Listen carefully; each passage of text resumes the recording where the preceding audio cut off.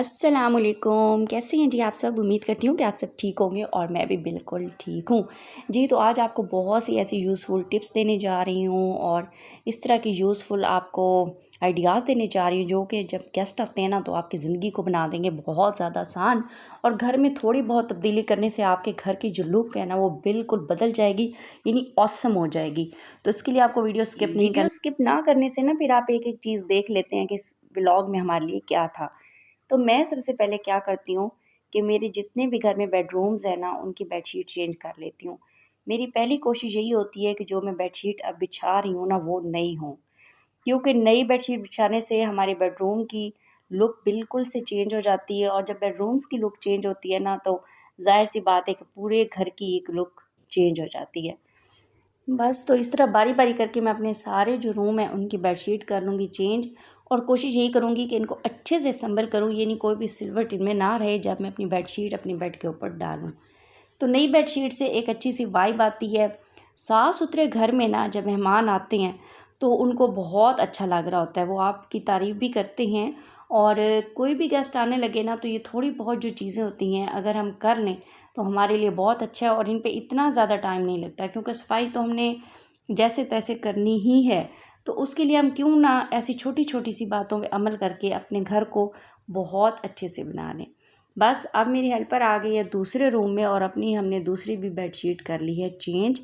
और कुछ पिलोज़ रख दें या कुछ कुशन वगैरह अगर हम अपने बेड पे रख दें तो उससे भी जो बेड होता है ना उसकी बहुत ज़्यादा अच्छी सी लुक क्रिएट हो जाती है और जिससे रूम बहुत अच्छा लग रहा होता है। बस अब कर लेंगे अच्छी से अपने घर की सफाई। सफाई तो हमारे घर में रोज़ चल रही होती है क्लीनिंग, लेकिन जिस दिन मेरे घर में गेस्ट आते हैं उस दिन मेरी यही कोशिश होती है कि बेड के प्रॉपर नीचे से कोनों वगैरह से हर जगह से और हर वॉशरूम वगैरह में धुलवाऊँ। क्योंकि ज़ाहिर है जब फैमिलीज़ आती हैं तो वो वॉशरूम यूज़ कर रही होती हैं और उनके साथ बच्चे होते हैं तो वो खेल रहे होते हैं आगे पीछे बेड के ऊपर नीचे। ज़ाहिर है छोटे बच्चों का तो यही काम होता है ताकि वो भी साफ़ सुथरे रहें जब हमारे घर से निकल कर जाएँ।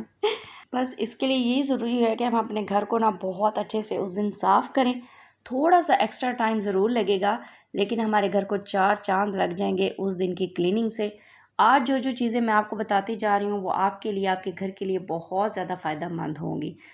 तो बस अब आ गए हैं जी अपने और रूम में जिसमें कि बेड भी रखा हुआ है। इसकी भी बेडशीट मैंने चेंज कर दी है। पहले वाइट कलर की डली हुई थी, फिर ये एक और मैंने धुली हुई इसके ऊपर शीट डाल दी है और कुशन को भी इसके ऊपर सेट कर दिया है। उसके बाद बारी आ जाती है डस्टिंग की। अच्छा, डस्टिंग भी हम ज़ाहिर है रोज़मर्रा कर रहे होते हैं, लेकिन जिस दिन मेहमानों ने आना होता है उस दिन थोड़ी सी एक्स्ट्रा डस्टिंग कर ली जाए। स्पेशली जो हमारे डेकोरेशन आइटम होते हैं ना उन्हें ज़रूर आप साफ़ किया करें, यानी इनको बिल्कुल भी इग्नोर उस दिन ना किया करें, क्योंकि डेकोरेशन ना हमारे घर की खूबसूरती में बहुत ज़्यादा इजाफा कर रहे होते हैं।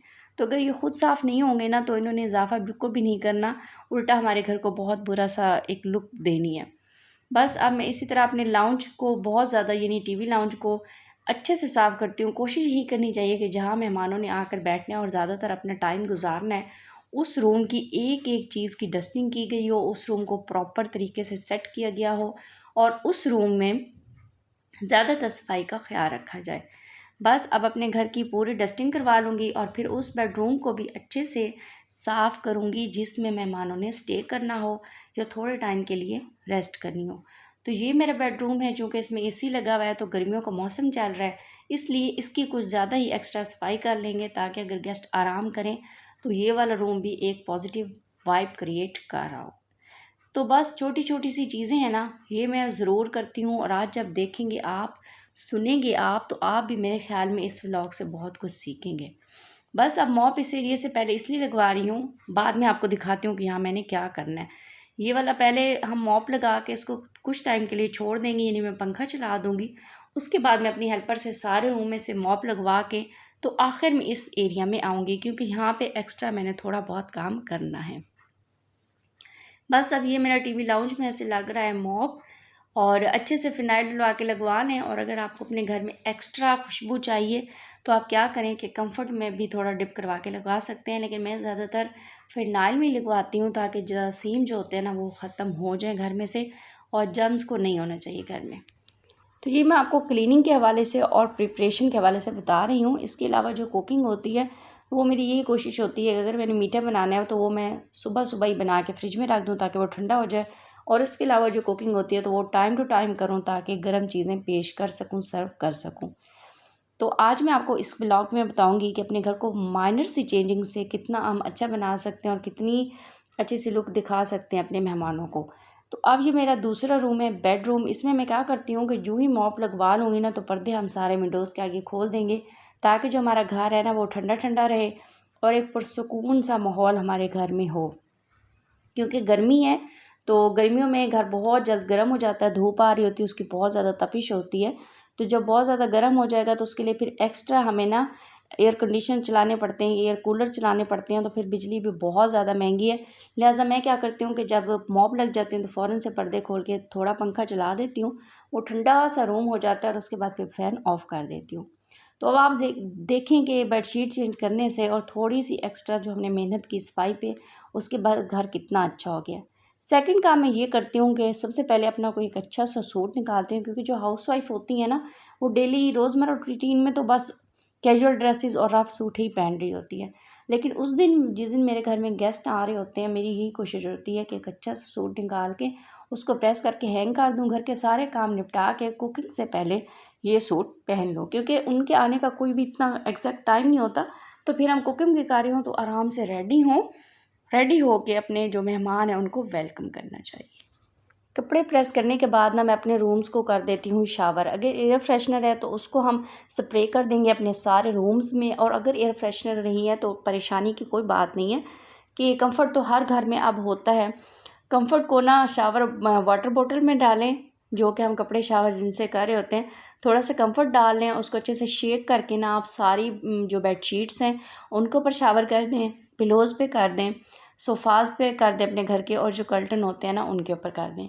तो इतनी मज़े की यानी इतनी अच्छी खुशबू आने लग जाएगी ना हमारे घरों से और हमारे बेड के ऊपर से, हमारे रूम्स में से खिली खिली हुई महकी महकी हुई, कि घर में से जब एक अच्छी सी खुशबू आ रही होती है ना स्मेल की जगह, यानी जो बैड स्मेल है उसकी जगह हमारे घरों में से अगर बहुत अच्छी सी खुशबू आ रही होती है ना तो एक बहुत अच्छा इंप्रेशन पड़ता है उन पे भी, और हमारा भी बहुत अच्छा टाइम गुजर होता है कि हमारा घर बहुत ज़्यादा साफ़ सुथरा और महक वाला होता है।